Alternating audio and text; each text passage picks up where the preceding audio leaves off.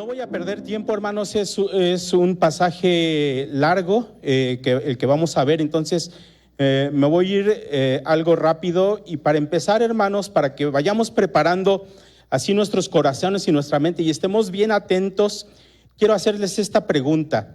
¿Quién creen ustedes que es un buen pastor o un buen ministro? ¿Quién creen que es un buen pastor o un buen ministro? ¿Qué aspectos debemos evaluar de los pastores, los ministros, los líderes? Si tuviéramos que hacer un checklist de cualidades, de cosas que debe tener un buen ministro, ¿cuáles pondrían ustedes? ¿Cuál sería su primer punto, el segundo? Y así nos vamos tachando cómo calificamos nosotros a un buen ministro.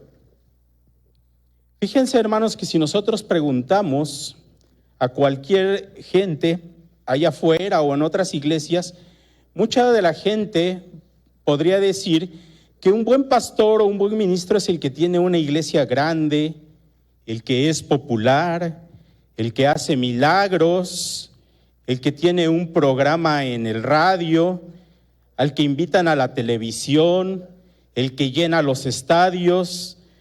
En fin, pudiéramos nosotros decir todas esas cosas por las cuales consideraríamos que alguien es un buen pastor o un buen ministro.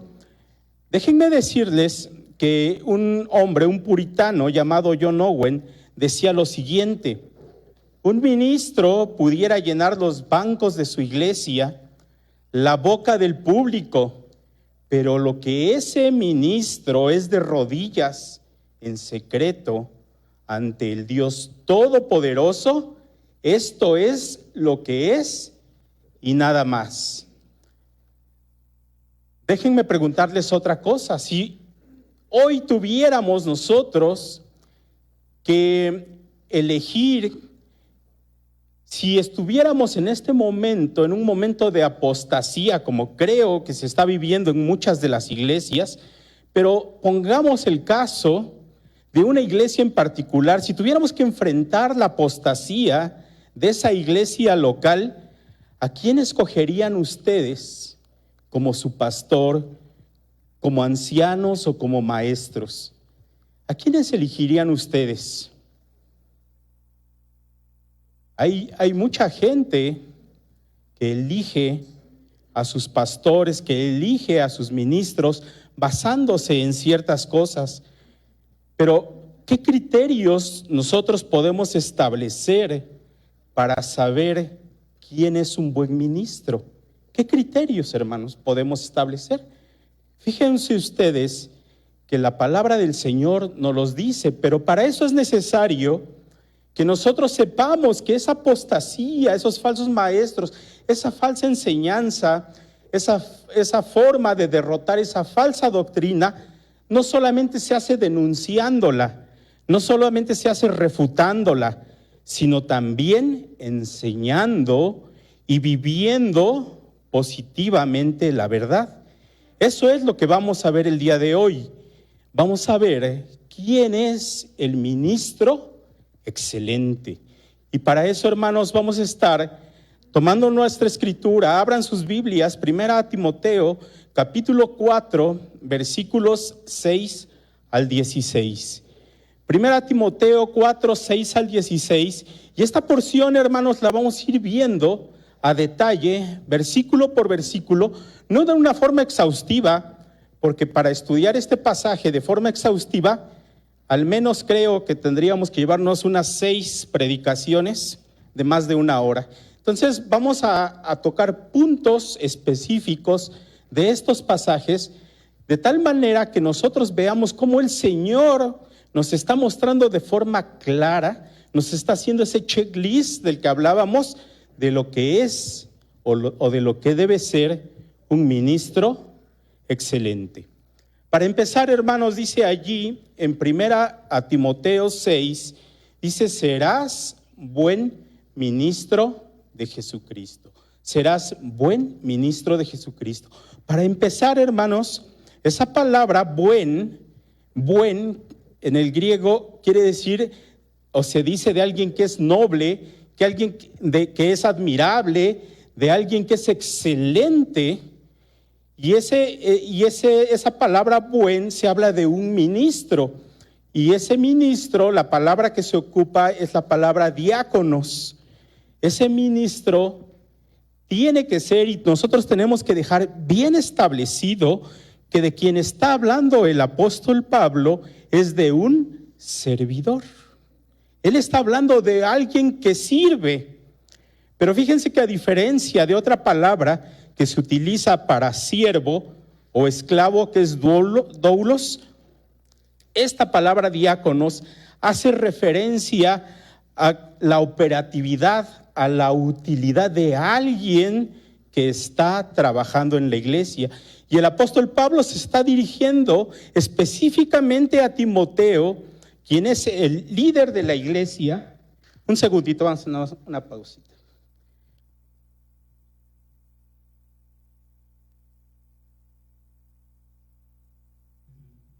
Sí, muy bien.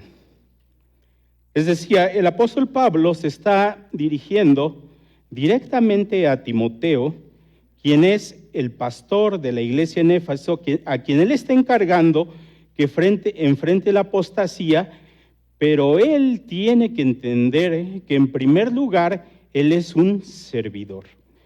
Timoteo tiene que ser un servidor, tiene que ser alguien que sirve. Y los que sirven, nosotros tenemos que tener bien claro que los que sirven en la iglesia son llamados a excelencia en su utilidad por la causa de nuestro Señor Jesucristo. Quien quiera que sea el siervo o ministro, sea quien sea, se llame como se llame, tenga los conocimientos que tenga la experiencia que tenga, lo que tiene que saber es que él es un siervo para la obra de Jesucristo. Es un siervo también en consecuencia para la iglesia del Señor. ¿Recuerdan lo que veíamos hace 8 días acerca de aquellos hombres que estaban enseñando falsas doctrinas, de algunos que estaban apostatando contra la fe? Pues aquellos hombres, el apóstol Pablo dice, son siervos de Satanás, son servidores de Satanás. Y ahora, a diferencia de lo que se ve en esos primeros 5 versículos, el apóstol está diciendo, quien quiera ser siervo de Jesucristo, quien quiera ser un siervo, tiene que hacerlo en excelencia para su Señor. Entonces aquí empieza una lista, y aquí les pido, hermanos, que pongamos mucha atención, porque viene una lista demasiado interesante de lo que debe ser un ministro, un pastor, un líder en la iglesia, de cualquier persona que quiere servir dentro de la iglesia. Nos decía nuestro pastor hace un momento, se viene el año 2023 con muchas cosas por hacer en la iglesia, con planes que se tienen, y hay algo que se está buscando, y es que todos participen en el ministerio para el Señor. Pero ¿qué debemos saber acerca del ministro, de aquel que sirve? En primer lugar, el apóstol Pablo dice, si esto enseñas a los hermanos. Si esto, ¿a qué se está refiriendo el apóstol Pablo cuando él dice si esto? Él se está refiriendo a aquellos 5 versículos que vimos la semana pasada. Advertir en contra de la apostasía. Esa palabra enseñar quiere decir, en este contexto, más bien quiere decir advertir, quiere decir sugerir, quiere decir recordar. Y esa enseñanza, esa advertencia es la idea del apóstol Pablo, que se tiene que hacer de una forma amable, de una forma humilde. Fíjense aquella frase que está ahí y dice que un corazón de pastor no se mide por lo bueno que es un hombre mimando a sus ovejas, sino por cuán bien las protege de los lobos y las alimenta para que puedan crecer y llegar a ser maduras y fuertes. Si esto enseñas, el buen ministro advierte del error. Fíjense bien, hermanos, que aquí no está diciendo que el buen ministro es aquel que viene a entretener. El buen ministro no es aquel que viene a dar charlas motivacionales. El buen ministro no es el que le dice a su congregación, son unos campeones. El buen ministro no es aquel que viene y les insta a que siembren para que después cosechen, ¿verdad? Refiriéndose a la parte económica. El buen ministro, dice el apóstol Pablo, es aquel que advierte del error. Ciertamente, hermanos, esto es algo interesantísimo dentro de nuestra iglesia. El buen ministro tiene que dar esta advertencia a la iglesia. ¿Y cuándo puede darse esa advertencia a la iglesia? El buen ministro va a ocupar cualquier oportunidad para poder advertir del error, ya sea en una charla cotidiana, ya sea desde el púlpito, ya sea desde una llamada telefónica. El buen ministro definitivamente tiene que aprovechar el tiempo para advertir del error. Y eso al mismo tiempo, hermanos, sabemos que se convierte en un elemento de motivación, de consuelo, de ánimo, de aliento para el alma de cada creyente. La otra característica que nos menciona el apóstol Pablo es que un buen ministro es un estudiante experto de la Biblia. Escuchen con atención esto. El púlpito de cualquier iglesia debiera estar saturado de la palabra del Señor, porque sólo así habrá suficiente alimento para satisfacer las necesidades de cada una de las ovejas que están sedientas, que están hambrientas. Pero ¿saben una cosa? El púlpito solamente estará saturado de la palabra de Dios en la medida que el maestro que se pare aquí atrás esté saturado y esté satisfecho en la palabra del Señor. Entonces, este es el siguiente criterio para evaluar a estos hombres que están enfrente de la iglesia.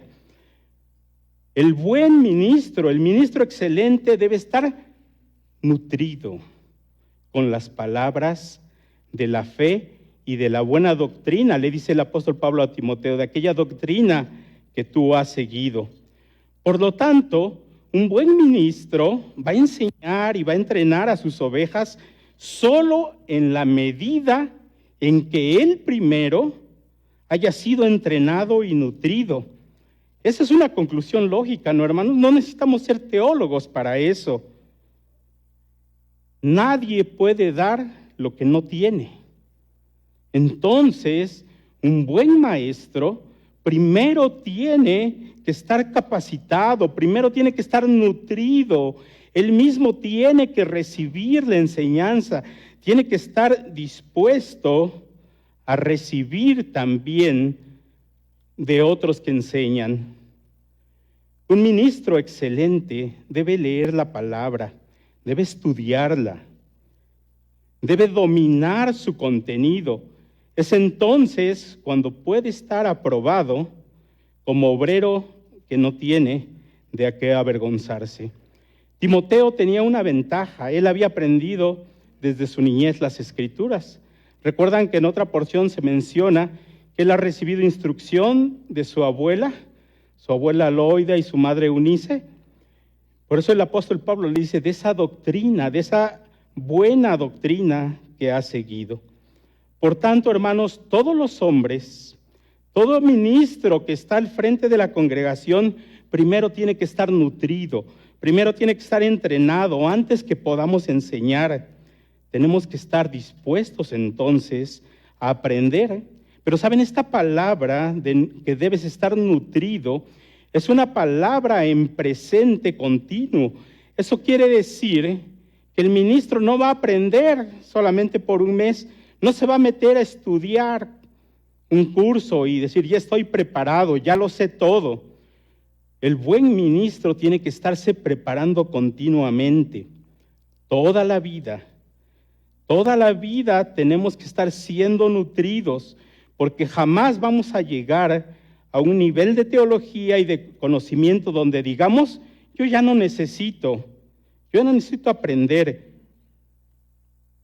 Entonces, en esta vida ministerial, en el ministerio, debemos ser humildes también para aprender de otros, porque esa es una buena característica de un buen ministro del Señor.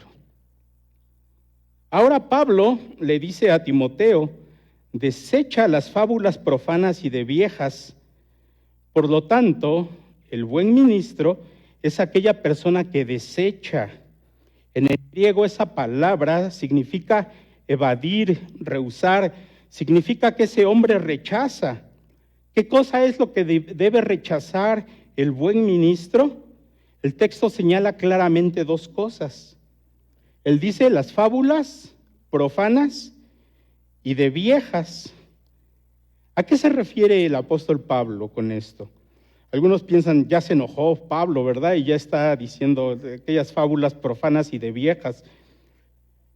Aquellas fábulas en griego se refiere a los mitos.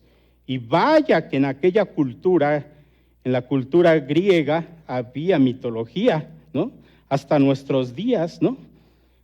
Sabemos de mitología y aparte, cuando la empezamos a leer, hasta es interesante, ¿no? Hasta nos llama la atención. Y el apóstol Pablo se refería a aquellas leyendas, a aquellas invenciones que son humanas, cuentos humanos. Y es interesante que aquí el apóstol Pablo agrega la palabra profanas. Es decir, es algo que no está consagrado, es algo pagano. Entonces, el buen ministro debe rechazar y debe evadir todos esos cuentos, todas esas leyendas humanas que son paganas y que no tienen ninguna utilidad espiritual. Y él agrega, y de viejas. ¿A qué se refiere el apóstol Pablo cuando dice, y de viejas? No sé si a ustedes, pero por lo menos a mí, me pasó que cuando yo estaba pequeño y mi mamá tenía que salir, nos dejaba encargados con mi abuelita. ¿Y saben lo que hacía mi abuelita para entretenernos? Nos ponía a contar historias y ella nos empezaba a contar cuentos y hasta la fecha los recuerdo muy claramente, aquellos cuentos sumamente interesantes, pero eran cuentos fantasiosos. El apóstol Pablo, aquí con esta palabra y de viejas, efectivamente se está refiriendo a personas grandes, a personas seniles. Es una mujer anciana que cuenta cuentos sin sentido. Aquellas personas, las mujeres mayores, contaban a los pequeños de estas historias, pero esas historias realmente no merecían ninguna atención de alguien que tiene que ser sabio para enseñar. Fíjense que las mujeres, las mismas oportunidades educativas de los hombres en aquel tiempo, y entonces estas mujeres no estaban preparadas al igual que los hombres. Y en los círculos filosóficos de aquel tiempo, de alguna manera se despreciaba lo que alguna mujer decía, sobre todo de mujeres mayores. Pero ¿cuál es el punto del apóstol Pablo? El punto es que todas aquellas leyendas, que todos aquellos mitos, que todo lo que sea una invención de la mente humana y que contradice la palabra del Señor, eso tiene que ser rechazado. Eso tiene que ser evadido por el buen ministro de Cristo. ¿Por qué tiene que rechazar eso el ministro de Cristo? Muy sencilla, y lo vamos a comprobar a continuación, y es porque no edifican espiritualmente, porque realmente cosas no tienen utilidad. Hermanos, ¿no sucede lo mismo hoy en día?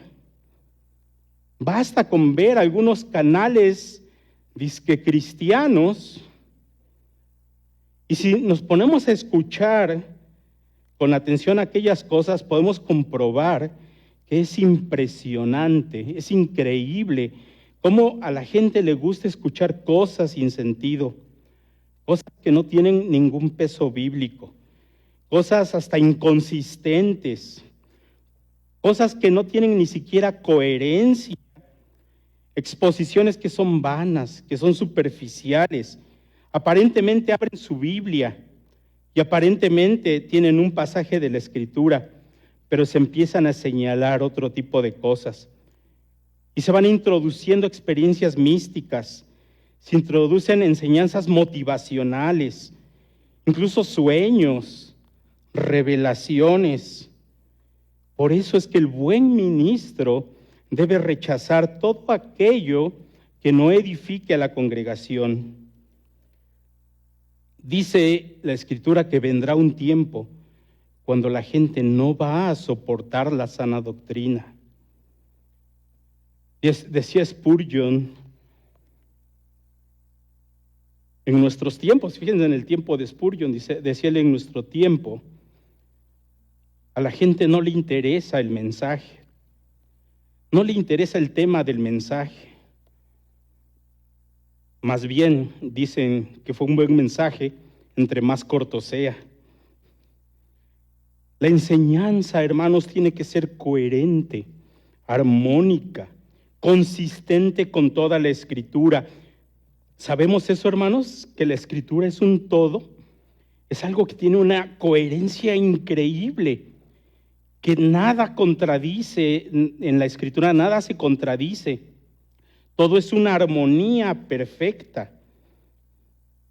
Pero la gente, debido a su naturaleza, anhela, desea, quiere escuchar cosas extraordinarias, cosas sobrenaturales, cosas que son atractivas al oído humano.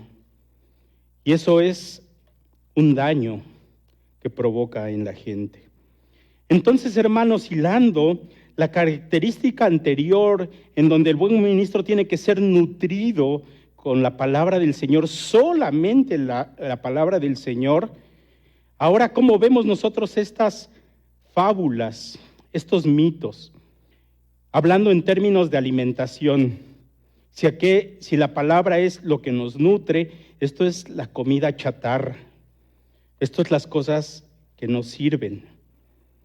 Un teólogo del Antiguo Testamento llamado Bruce Walk contaba que su esposa había ido a un curso de economía doméstica y allí hicieron un experimento con dos ratones blancos. Les dieron diferente dieta. A uno le dieron su lechita entera, su pan de grano, entero desde luego, su avena, zanahorias y hasta sus jugos. Y al otro le daban sus donas y dulces en la mañana. Para el almuerzo daban con su pan blanco. Y por la noche les daban unos caramelos y sus papitas, ¿verdad? Y hasta refresco le daban a este ratón. Dice aquel teólogo que en 10 días solamente se podía ver la diferencia entre el que estaba alimentado con frutas, con verduras, con pan integral, y ese estaba hasta corriendo, estaba fuerte.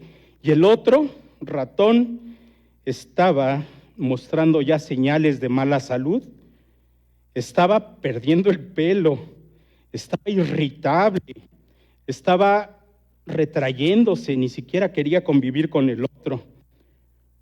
Al seguir la dieta ese ratón, llegó un momento, quedó quieto e inmóvil y se murió. ¿Por qué? Dieta incorrecta.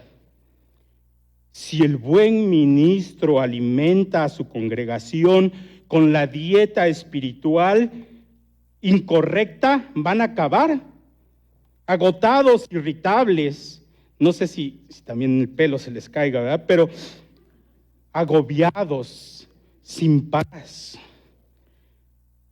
Si el buen ministro alimenta correctamente con el grano entero de la palabra de Dios y el agua de vida, la diferencia en la salud espiritual va a ser admirable.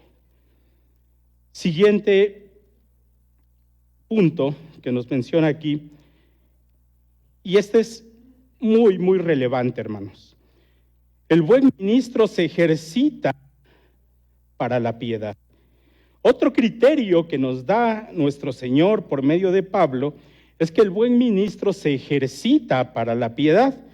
Por un lado ya vimos que desecha aquellas cosas que van a hacer daño, pero ahora él está tomando la figura de un atleta, de alguien que se está ejercitando. Y Pablo comienza a explicar esa idea y va a añadir después, porque el ejercicio corporal para poco es provechoso, pero la piedad para todo aprovecha. Esas dos palabritas, ejercitarse y piedad, es lo que nos van a llevar a ver el punto más claro. La palabra piedad en griego, eusebeia, otros dicen eusebia, quiere decir piedad. Es decir, es una devoción. Literalmente se refiere a vivir en armonía con Dios, en vivir en una comunión íntima, personal, reverente con Dios.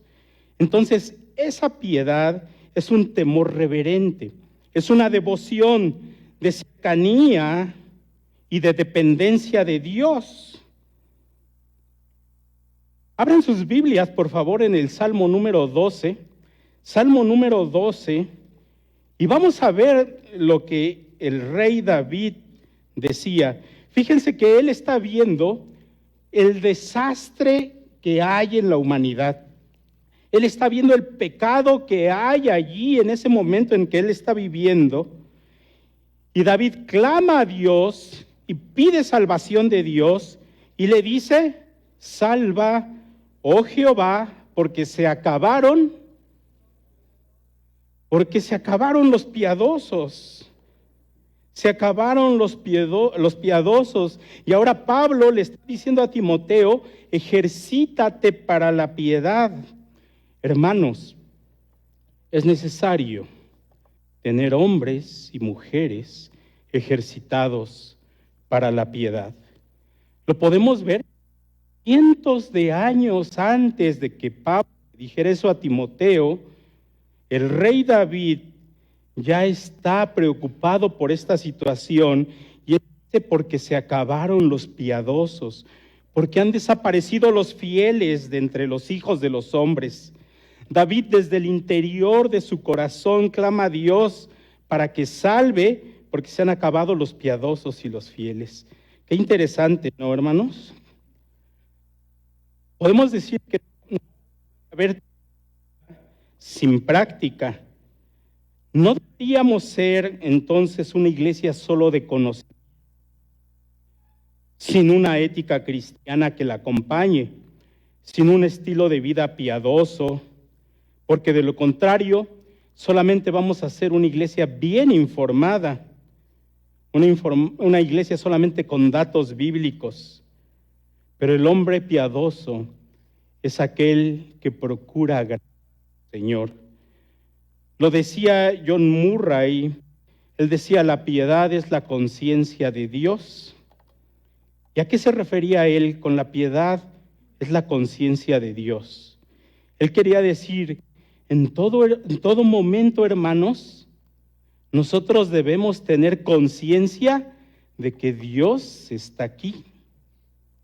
De que cuando yo hablo, Dios está aquí, me está escuchando.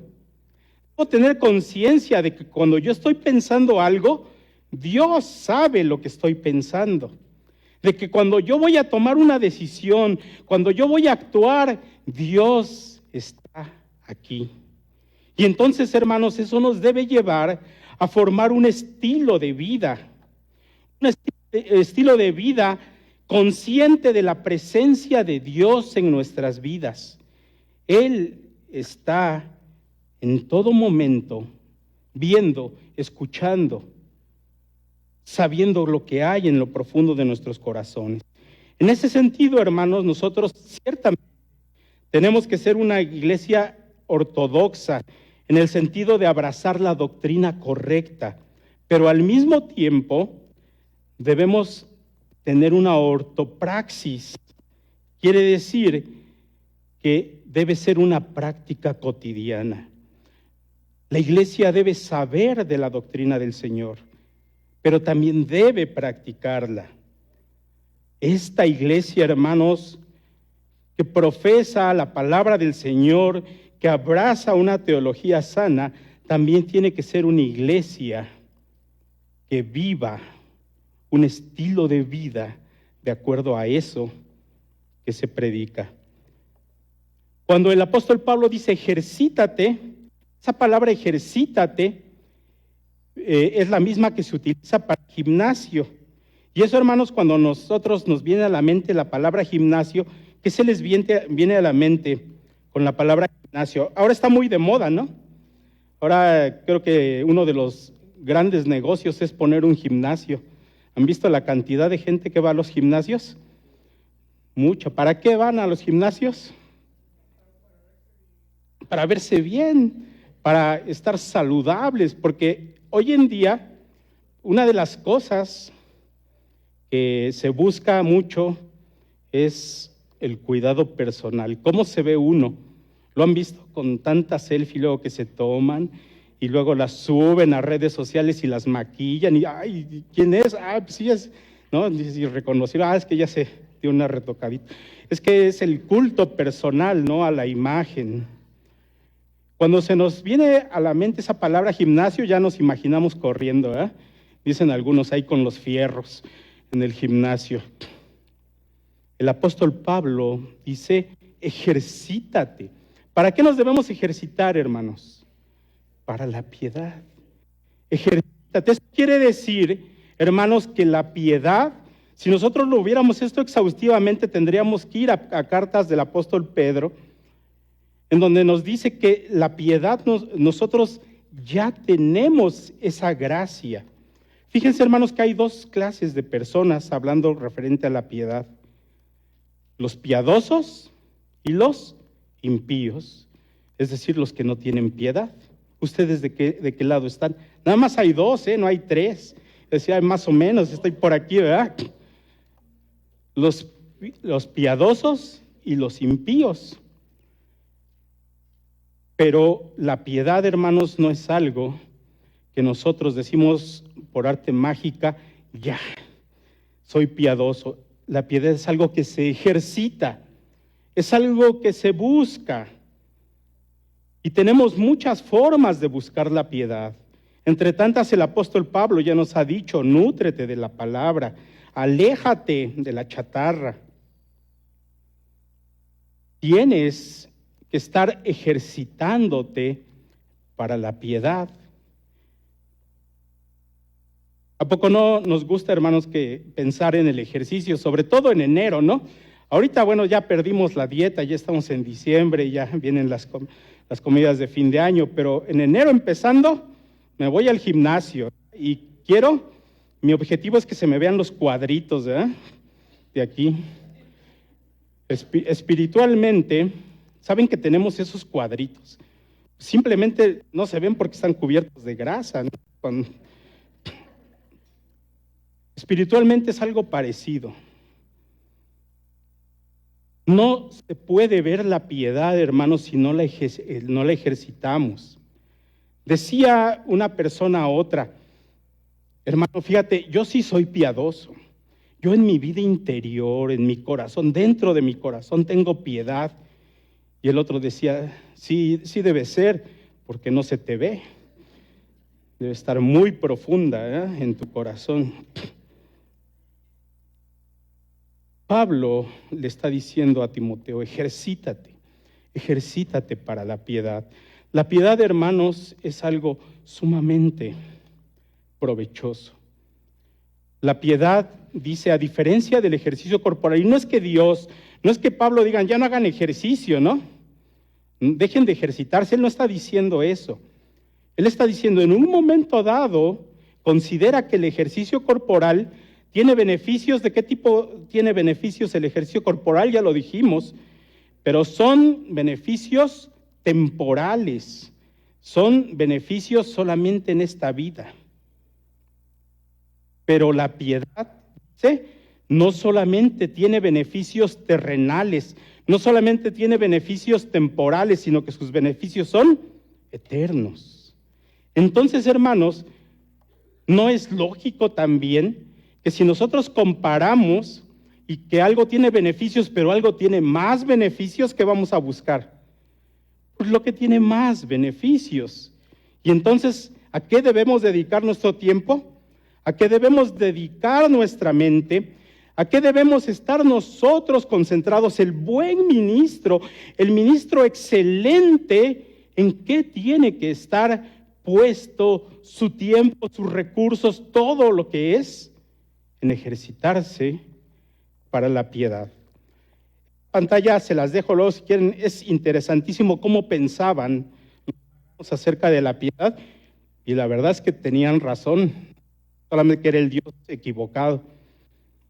Pero para nosotros la piedad, hermanos, es el alma y corazón del carácter cristiano. Luego el apóstol Pablo dice que un buen ministro debe estar comprometido con el trabajo arduo. Y eso es algo que no nos gusta, ¿verdad? Hablando del ejercicio, nos gustan los resultados, ¿verdad? ¡Qué cuerpo!, ¿no? ¡Qué músculos he desarrollado! Lo que nos gusta es el sudor, lo que no nos gusta es el esfuerzo, la disciplina que se tiene que tener para eso. Y el apóstol Pablo dice que por esto mismo, ¿cuál mismo? La piedad. Que por esa piedad en la cual yo me voy a ejercitar, dice, trabajamos y sufrimos oprobios, porque esperamos en el Dios viviente, que es el Salvador de todos los hombres y mayormente de los que creen. Fíjense las palabritas que utiliza el apóstol Pablo. Habla de un trabajo que es extenuante, de un trabajo que es fatigoso. Decía alguien acerca del pastorado, es la pena más gozosa. El ministro tiene que trabajar hasta el punto del agotamiento. Y no es porque se llene de tantas actividades, no es porque haga trabajo que otros tienen que hacer, es porque debe estar dispuesto a trabajar arduamente. Fíjense esa palabra, el apóstol Pablo dice sufrimos, y esa palabra sufrir en el griego agonizomai, ¿qué se les viene a la mente? Agonía, agonía. Así a veces es la vida de un ministro. Por eso, hermanos, dice la Escritura, tengan en alta estima a aquellos que os presiden y os dirigen. Nuestros pastores, el ministro excelente, sufre oprobios. Nos hemos puesto a pensar cuántas críticas reciben nuestros pastores, cuántas cosas se dicen a veces de los pastores. Ya no me pareció esto, no es que dijo esto, lo otro. Hasta a veces cómo venimos vestidos, ¿no? Ya siempre lo mismo, ¿no? El pastor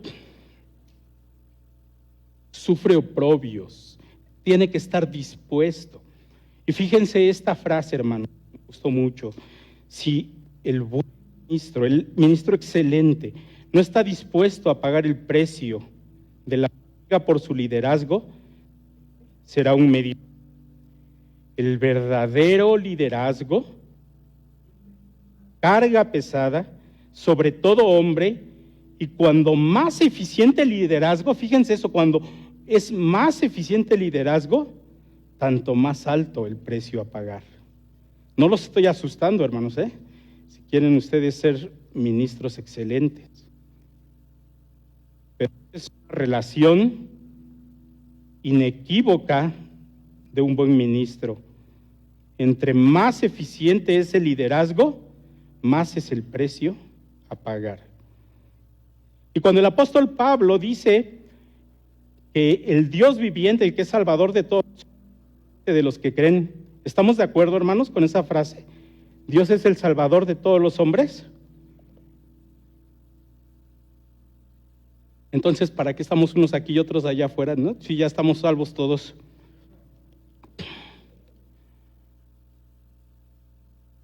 Aquí hay un debate, ¿no? Entre muchos que dicen, bueno, es salvador de todos los hombres y mayormente de los que creen. ¿A qué nos referimos?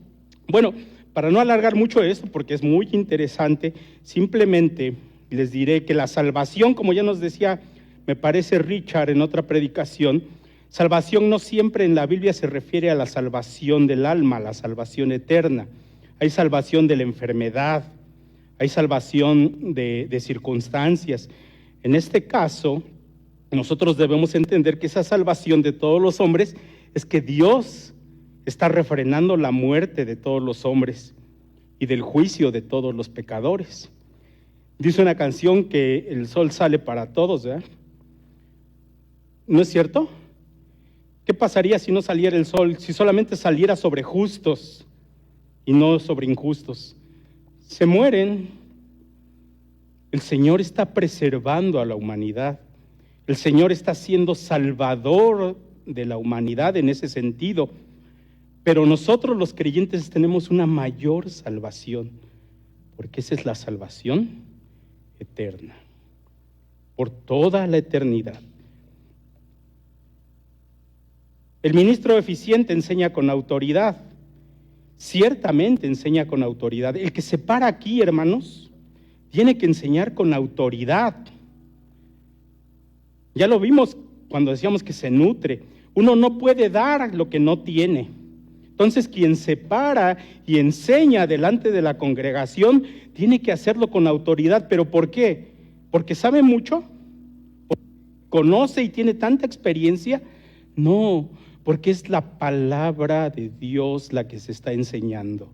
Y la palabra de Dios es con autoridad. Ahí hay algunos puntos relevantes que podemos leer después con mucho detenimiento, pero esa autoridad la va a respaldar sin duda la palabra de nuestro Dios. También, y este punto es muy interesante y a mí me gusta mucho, hermanos, porque el buen ministro, el ministro excelente, tiene que ser un modelo de vida espiritual. Aquí hay una palabra clave, y ahí está subrayada, y está en otro color, y es ejemplo. El buen ministro tiene que ser ejemplo. Entonces, todo lo anterior que se ha visto, todo lo anterior que hemos dicho, finalmente todo eso, si lo vive, si son cualidades del buen ministro, el buen ministro tiene que ser ejemplo. Debemos tener una vida ejemplar. Y no solamente, hermanos, una vida ejemplar para los creyentes, sino una vida ejemplar para toda la gente que convive con nosotros. Y aunque los demás necesariamente no lo vayan a reconocer, ¿saben una cosa? La herramienta más grande y más sencilla de liderazgo es el poder de una vida ejemplar. El apóstol Pablo estaba muy consciente que el ejemplo era una herramienta muy poderosa, porque si vamos a predicar, lo que nosotros hablamos tiene que confirmarse con nuestra vida. Todo esto que sale de aquí del púlpito, amados hermanos, amada iglesia, todo esto que sale no es la retórica de alguien, no es la forma de predicar, no es la elocuencia, no es el conocimiento, no es la fama, no es la popularidad. Es ese algo que tiene que ser digno de imitación y es un ejemplo ¿de qué? De piedad, ¿recuerdan? Tiene que ser un ejemplo de una vida piadosa. Dicho esto, hermanos, Y continuando el hilo de pensamiento de Pablo, Pablo se sigue dirigiendo a Timoteo y agrega un ingrediente muy interesante aquí. ¿Saben cuál es? La juventud. Y hermanos jóvenes, si hasta aquí no me habían seguido, pongan atención. Dice, ninguno tenga en poco tu juventud. Ninguno tenga en poco tu juventud. Ninguno te menosprecie.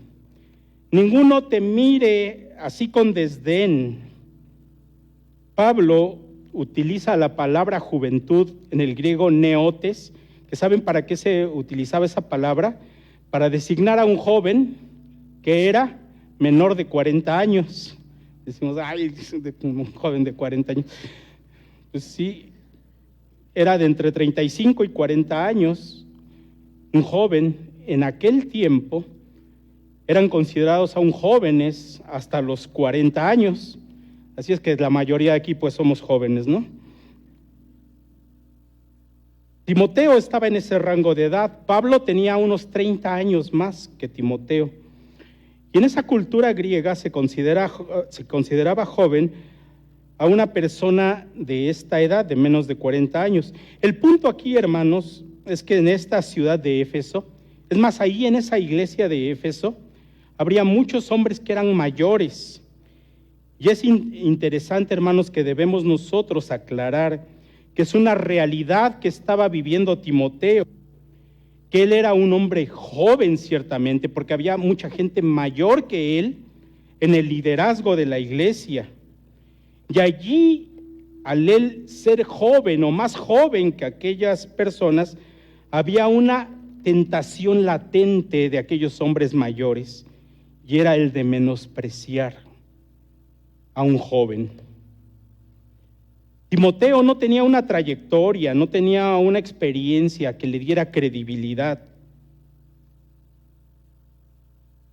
En aquella cultura se subordinaba la edad a esos puestos de liderazgo. Y no es muy diferente hoy en día, hermanos. En muchas de las iglesias no se da oportunidad a los jóvenes, porque se piensa que aún no tienen la suficiente experiencia para liderar a una iglesia. Y a veces es con cierta razón, ¿no? Cuando uno habla de adolescentes, ¿por qué se les dice adolescentes? Adolecen. ¿De qué adolecen? De criterio, de experiencia, sobre todo de experiencia. Fíjense que recuerdo la historia de un pastor joven cuyo problema no era que fuera holgazán. Su problema es que frecuentemente él fanfarroneaba mucho. Y él en público decía, yo mis sermones, los preparo aquí caminando de la casa pastoral a la iglesia. Y la casa pastoral estaba a la vuelta de la iglesia. ¿Saben qué hizo la congregación? Le puso la casa pastoral a 12 kilómetros de distancia. ¿Qué estamos diciendo, hermanos, con esto? ¿Que es un impedimento ser joven para ser usado por Dios? De ninguna manera. ¿Saben, Charles Spurgeon, a los 20 años, cuántos sermones había predicado? Más de 600 sermones. A la edad de 20 años. Y a la edad de 21 años, él fue nombrado pastor de una iglesia bautista muy grande. Y él, una vez que terminó su sermón, relataba una historia. Y dice, terminé el sermón, me bajé y una dama mayor de edad se acercó conmigo y me dijo, Pastor Spurgeon, sus mensajes son sumamente útiles. Es más, son poderosos. Pero, es tan joven. Spurgeon le dijo, querida, si usted me da oportunidad, eso lo resuelvo con el tiempo. Hermanos, no es la juventud un impedimento. ¿Saben cuál es el punto? Que Pablo dice, si eres joven, seguramente habrá esa pequeña tentación de pensar que a ti te falta algo de experiencia. Pero ¿sabes cuál es la solución? No es dejar pasar el tiempo, ¿verdad? La solución es que tú tienes que ser ejemplo. Tú tienes que ser ejemplo de los creyentes. Hermanos jóvenes que están aquí, ya dije que todos, ya menos de 40, la mayoría. Si tú quieres ser un ministro excelente y te falta edad, eso, hermanos, tiene que suplirse con el ejemplo. Pablo dice, tienes que ser ejemplo. ¿En qué? En palabra. ¿Han escuchado a los jóvenes ahora con tantas cosas que ya ni les entendemos a qué se refieren? Ay, es que eso dice tal meme, ¿verdad? Ay, es que dice allí, por eso lo dicen. Y yo ya ni sé qué es lo que están diciendo, a qué se refieren. Dice, tiene que ser ejemplo en palabra, en conducta, en amor, en espíritu, en pureza. En pureza, en cuestiones, se refiere a cuestiones de sexualidad. Una conducta en donde el joven tiene que ser ejemplo. El buen ministro, hermanos, tiene un ministerio completamente bíblico. Esto es complementario a lo que hemos visto, nutrido con la palabra del Señor. Él tiene que ocuparse continuamente, tiene que tener un estilo de vida. La lectura a la que se refería el apóstol Pablo aquí, no era la lectura aquí en estudio, era la lectura pública, a la lectura que se hacía con todos los demás, a la exhortación, a esa aplicación de verdades, la explicación sistemática de la palabra de Dios. Eso, hermanos, tiene que ser un buen ministro.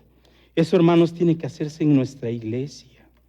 Debemos tener un ministerio completamente bíblico, exhortando, leyendo, estudiando juntos la palabra del Señor. Un buen ministro cumple con su llamado. El apóstol Pablo le dice, no descuides el don que hay en ti, que te fue dado mediante profecía con la imposición de las manos del presbiterio. No descuides. Timoteo era un joven, ya lo vimos, joven cuarentón, ¿verdad? Pero él estaba, hay muchos estudios que dicen, Timoteo estaba a punto de abandonar el ministerio. El Pablo, sabiendo el potencial de este joven, él le anima y le dice, no descuides el ministerio. Y es que, hermanos, el ministerio, como les decía, es algo que exige tiempo, dedicación, esfuerzo, lágrimas, agonía. Recuerdo de una mamá que tenía un hijo y veía cómo aquel hijo, pues el lunes pues empezaba muy contento, el martes iba decayendo, el miércoles ya estaba muy decaído, llegaba el fin de semana y ya no quería ni levantarse de la cama. Y la mamá llega un día que escucha que el despertador está sonando y aquel joven no se levantaba. Una vez suena el despertador, 2 veces, 3 veces. Dice, no, tengo que ir a despertarlo. Y le dice, oye, tienes que prepararte. Y aquel joven de 43 años dice, dame 3 razones las que me tenga que levantar. Dice, bueno, primero, porque es domingo y te tienes que vestir y tienes que ir a la iglesia. Segundo, porque a tu edad ya sabes que no puedes quedarte en la cama. Y tercero, pues porque eres el pastor y la gente te espera.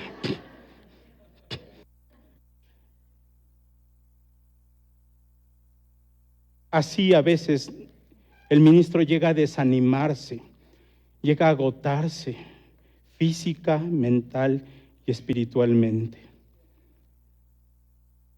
El apóstol Pablo le dice a Timoteo, no descuides ese don que hay en ti. Ese don que, ¿por quién fue dado? ¿Por el presbiterio? ¿Por aquellos que pusieron la mano sobre Timoteo? No, fue dado por Dios y luego entonces fue confirmado por el presbiterio. Luego entonces aquellos hombres pusieron sus manos y dijeron, ciertamente tú tienes el don. Entonces practícalo, ponlo a trabajar. Un ministro excelente está totalmente dedicado a su llamado.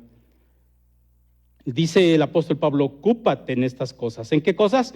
En la piedad, en el ejercicio de la piedad. Permanece en ellas. El buen ministro tiene que estar consumido prácticamente por su trabajo. ¿Recuerdan? Son aquellas cosas que tienen un valor eterno. Un buen ministro progresa en el crecimiento. Esto es importante, hermanos, porque un ministro, lo dijimos al principio, no llega un momento en el que él dice, yo ya lo sé todo, aquí ya no hay nada más que aprender. Un buen ministro está en constante crecimiento. Además, ¿saben qué, hermanos? Eso se nota, eso se ve cuando alguien está en constante crecimiento. Esa palabra que se utiliza para aprovechar, para que tu aprovechamiento, era un término militar que se utilizaba en la avanzada, es decir, de ir abriendo camino. De hecho, los estoicos la utilizaban para los estudiantes más avanzados. Entonces, el buen ministro tiene que ir en avanzada, tiene que ser el más destacado. Un ministro debe estar avanzando ¿hacia qué? Hacia la semejanza de su Señor. Y su pueblo tiene que dar testimonio de eso. Finalmente, el apóstol Pablo le dice a Timoteo, ten cuidado de ti mismo y de la doctrina.